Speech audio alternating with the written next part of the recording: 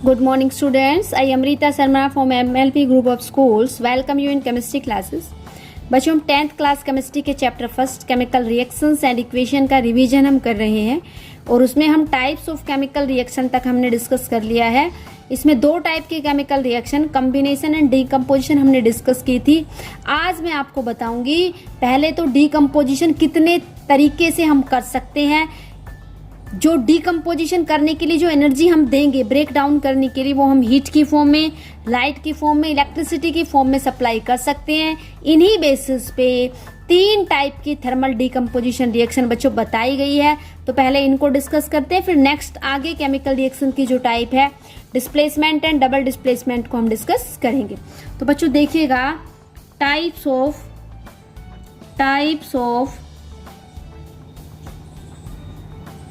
Decomposition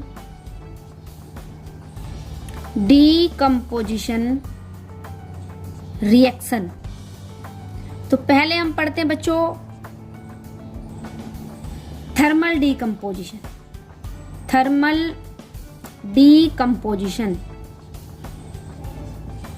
ऐसी chemical reaction जिसमें decomposition heat से हो, decomposition by heat, decomposition by heat. Okay, heat की सप्लाई करके डीकम्पोजिशन करवाना क्या कहलाता है बेटा? थर्मल डीकम्पोजिशन कहलाता है। फॉर एग्जाम्पल, वैसे तो हमने इसके एग्जाम्पल कर लिए थे। हम डीकम्पोजिशन कर रहे हैं कैल्शियम कार्बोनेट का, CaCO3 का डीकम्पोजिशन कर रहे हैं, सॉलिड है। एरो पे हम डेल्टा लिखेंगे हीट और यहाँ से हमारा बनेगा CaO सॉलिड और प्लस में कार्बन डाइऑक्साइड गैस। तो ये किसका एग्जाम्पल है बच्चों? थर्मल डीकम्पोजिशन का। और देखिए बेटा, ये आपका फर्स्ट एग्जाम्पल हो गया। और एग्जाम्पल देखिए लेड नाइट्रेट का decomposition, PbNO3 whole twice, solid होता है white, lead nitrate, this is lead nitrate का डीकम्पोजिशन करवा रहे हैं हम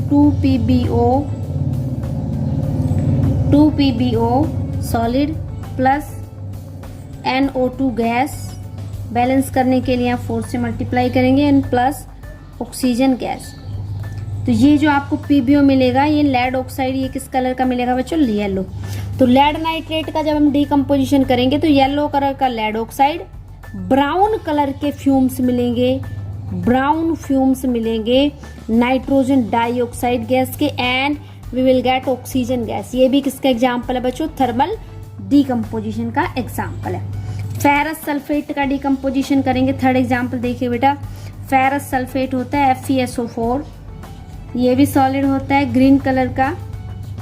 इसको डीकम्पोज करवाएंगे तो एक तो रेडिश ब्राउन कलर का फेरिक ऑक्साइड मिलेगा Fe2O3, रेडिश ब्राउन कलर का ये है बच्चों फेरिक ऑक्साइड।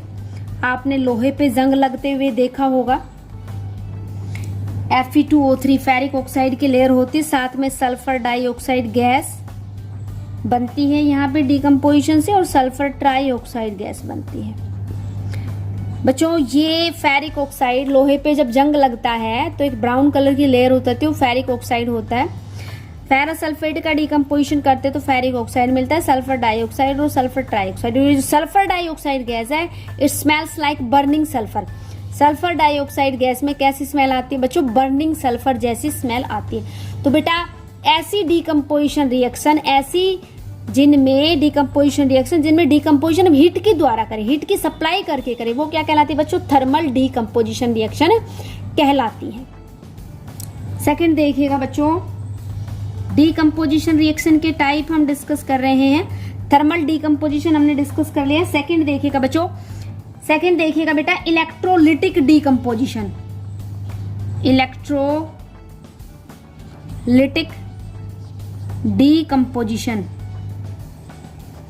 इलेक्ट्रोलिटिक डीकम्पोजिशन या इलेक्ट्रोलिसिस भी कह देते हैं, इलेक्ट्रोलिसिस।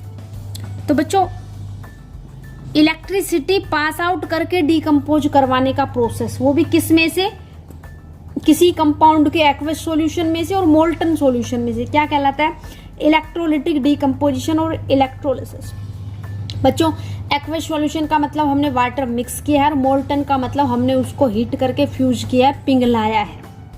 तो इलेक्ट्रोलिटिक डीकम्पोजिशन और इलेक्ट्रोलिसिस क्या है? Decomposition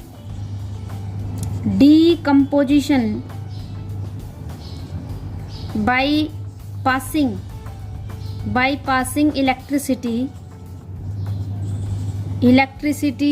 through aqueous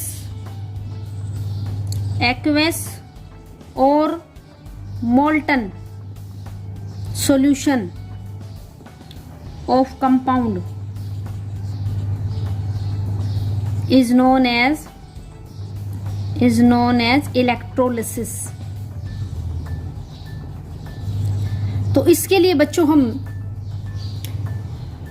electrolysis process का यूज करेंगे। तो मैं आपको एक एग्जांपल करवा रही हूँ। For example, electrolysis of water, electrolysis of water, water का इलेक्ट्रोलिसिस करवाएंगे। तो वाटर का इलेक्ट्रोलिसिस करवाने के लिए हम एक कंटेनर में बच्चों वाटर लेते हैं। एक बीकर में हमने वाटर लिया,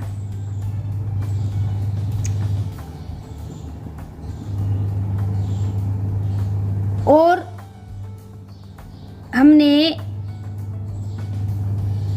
इस बीकर में 2 इलेक्ट्रोड फिट किए,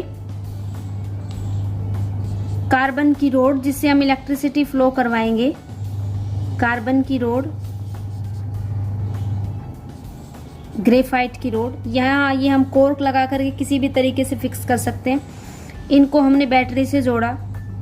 बैटरी का छोटे वाला टर्मिनल नेगेटिव और बड़े वाला टर्मिनल होता है बच्चों पॉजिटिव। ओके, और ये हमने क्या ले रखा है यहाँ पे? वाटर। तो बैटरी के पॉजिटिव टर्मिनल से जो कार्बन की रोड जुड़ी, ये क्या है बच्चों? कार्बन रोड है, कार्बन रोड है। पॉजिटिव टर्मिनल से जो रोड जोड़ी उसको कहेंगे एनोड, और बैटरी के नेगेटिव टर्मिनल से जो रोड जोड़ी उसको कहेंगे बच्चों कैथोड। जैसे ही वाटर में से इलेक्ट्रिसिटी पास आउट करेंगे, वाटर में से इलेक्ट्रिसिटी पास आउट करेंगे, ये डीकम्पोज हो जाएगा और क्या बन जाएगा हमारे पास? हाइड्रोजन गैस बन जाएगी और ऑक्सीजन गैस बन जाएगी। तो इसको बैलेंस कर देते हैं। 2H2O गिव्स 2H2 प्लस में O2।